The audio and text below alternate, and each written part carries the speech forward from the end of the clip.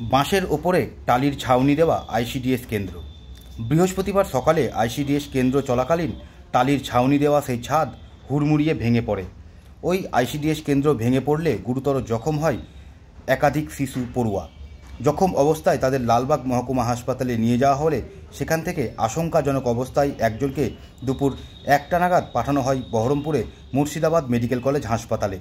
ঘটনাটি মুর্শিদাবাদ জিয়াগঞ্জ পঞ্চায়েত সমিতির নতুন গ্রাম পঞ্চায়েতের পাঠানপাড়া 76 নম্বর আইসিডিএস কেন্দ্রে ঘটেছে। ঘটনা ঘটেছে তো এরকম আমাদের বাচ্চা বাড়ি নিয়ে গেছে, এটাই দেখছি। তো বাচ্চা বাড়ি নিয়ে গেছে কেন না, তো ঘর ভেঙে পড়ে গেছে, ছেলেকে লেগেছে। এবার আমি আবার ছেলে বাচ্চা বাড়িতে থুইয়ে, আমার আবার একটা মেজো ছেলে আছে ছোট, ওকে আবার মহলম দিয়ে দিচ্ছি। তো আমি আবার ওদেরকে থুইয়ে ফ্যানের মধ্যে থুইয়ে আবার দেখতে আসি, তো অল্প ভাঙেনি, বেশি তো ভেঙে ফেলেছে। দিয়ে তো এসে দেখছি এইসব ঘটনা নিয়ে গেছে, সবকে খাম হয়ে আছে। কিছু এগুলো কাদের দায়িত্ব বলেন? যার কাছে আছে সে তো দেখবে। এখানকার যিনি দায়িত্বে আছেন তিনি কোথায়?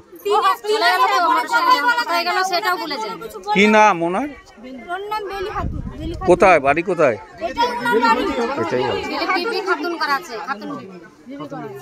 এর আগে বাচ্চার খিচুড়িতে কেন্না ছিল, দেখি সেই কেন্না আমি নিয়ে সাথে সাথে আসছি, দেখছি ওটা না নাই, তাহলে আমি চলে গেছি।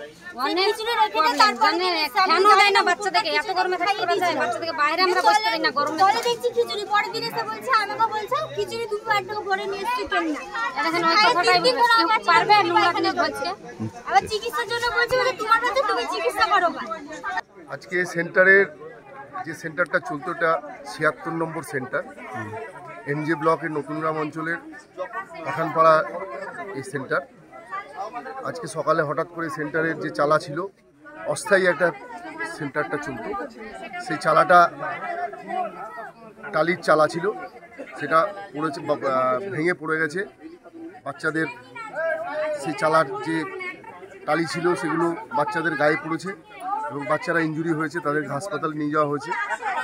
এখানে একটা অস্বাস্থ্যকর পরিবেশের মধ্যে এই সেন্টারটা চলে দীর্ঘদিন ধরে, স্থায়ী কোনো সেন্টার নেই। সে কারণে এখানে যারা সেন্টারটা যিনি চালান, তিনি তার নিজের বাড়িতে সেন্টারটা নিয়ে এসে এখানে চালান। যার সেন্টার চালায় ওনার নাম কি? ওনার নাম বেলি খাতুন দিদি। বেলি খাতুন দিদি। আচ্ছা, কতদিন ধরে সেন্টারটা চলছে? সেন্টার দীর্ঘদিন ধরে চলছে। আপনার নাম? আমার নাম নিয়াজউদ্দিন শেখ। কতজন উইন্ডেড হয়েছে? 25 জন বাচ্চা ছিল। আচ্ছা, তার মধ্যে ইনজুরিড প্রায় অধিকাংশ বাচ্চা ইনজুরিড হয়েছে, তাদেরকে লালবাগ হাসপাতালে নিয়ে যাওয়া হয়েছে, মহকুমা হাসপাতালে নিয়ে যাওয়া হয়েছে। কিন্তু লালবাগ ঠিক